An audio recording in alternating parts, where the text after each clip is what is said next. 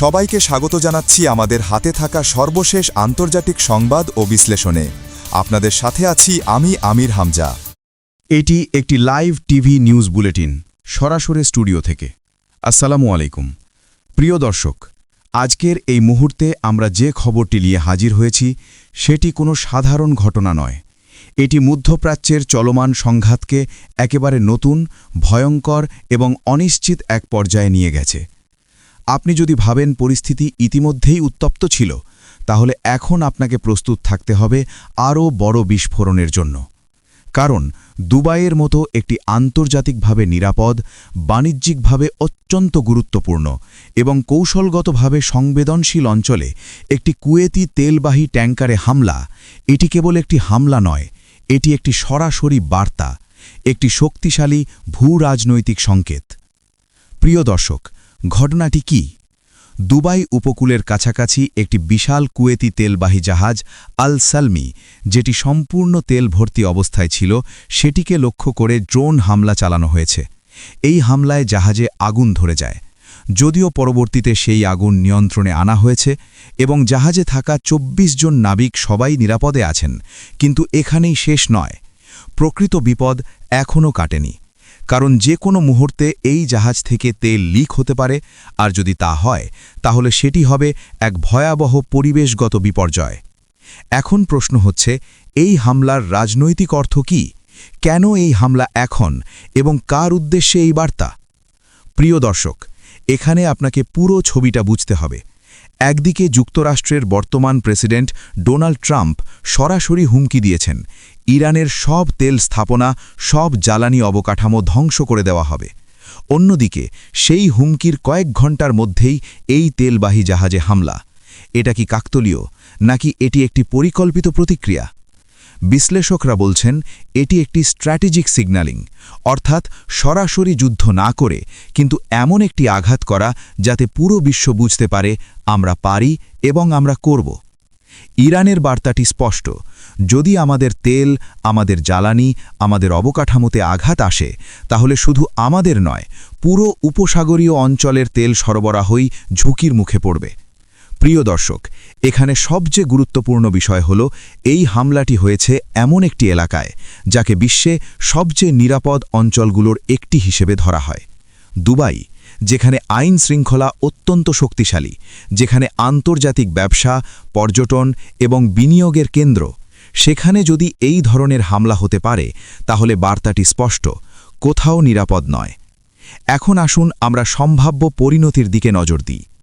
প্রথমত, উপসাগরীয় অঞ্চলে উত্তেজনা চরমে পৌঁছাবে। কুয়েত, সংযুক্ত আরব আমিরাত, সৌদি আরব, এই দেশগুলো এখন সরাসরি ঝুঁকির মধ্যে রয়েছে। তারা হয়তো আরও বেশি করে যুক্তরাষ্ট্রের সাথে সামরিক সমন্বয় বাড়াবে, কিন্তু এই সমন্বয়েই আবার বড় যুদ্ধের ঝুঁকি তৈরি করতে পারে। দ্বিতীয়ত, বিশ্ববাজারে তেলের দাম বাড়বে, কারণ যখন এই ধরনের হামলা হয় তখন জাহাজ চলাচল ঝুঁকিপূর্ণ হয়ে পড়ে, বিমার খরচ বেড়ে যায়, রুট পরিবর্তন করতে হয়, ফলে সরবরাহ কমে যায় আর দাম বাড়ে। তৃতীয়ত, এর সরাসরি প্রভাব পড়বে বৈশ্বিক অর্থনীতিতে। তেলের দাম বাড়লে পরিবহন খরচ বাড়ে, উৎপাদন খরচ বাড়ে এবং শেষ পর্যন্ত সব কিছুর দাম বাড়ে, অর্থাৎ সাধারণ মানুষের জীবনযাত্রার ব্যয় বেড়ে যায়। চতুর্থত, পরিবেশগত ঝুঁকি।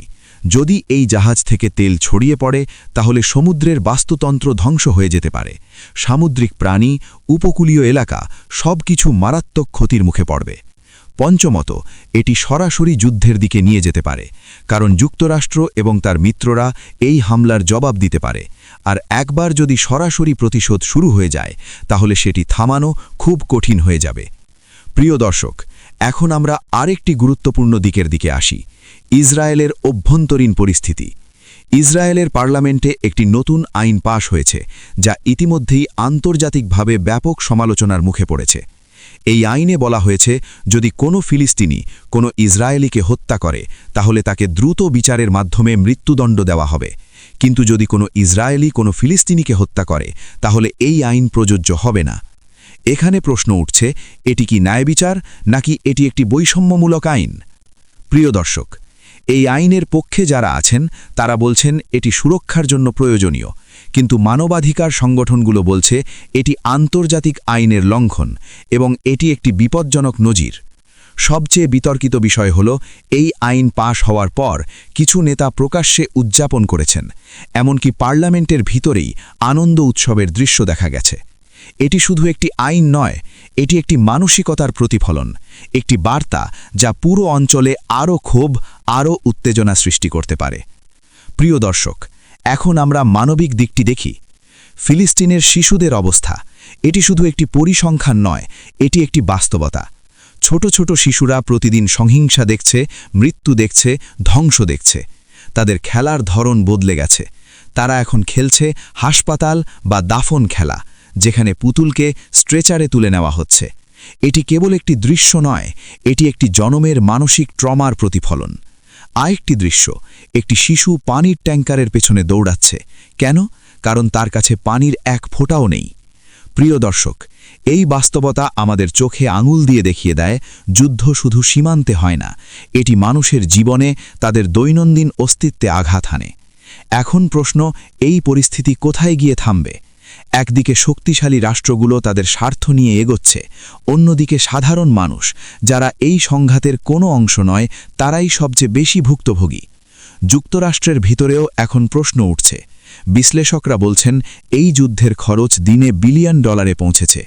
অনেক পরিবার তাদের প্রিয়জন হারাচ্ছে, অর্থনীতি চাপের মুখে পড়ছে। কিছু কণ্ঠ বলছে, আমরা নিজেরাই একটি সমস্যা তৈরি করেছি, এখন সেটি সমাধান করতে চাইছি। প্রিয় দর্শক, শেষে একটি কথাই বলা যায়, পরিস্থিতি অত্যন্ত সংবেদনশীল, অত্যন্ত জটিল এবং অত্যন্ত বিপজ্জনক। আমরা আপনাদের জন্য এই সংঘাতের প্রতিটি আপডেট, প্রতিটি বিশ্লেষণ নিয়ে আসব। ততক্ষণ পর্যন্ত সতর্ক থাকুন, সচেতন থাকুন। আল্লাহ হাফিজ।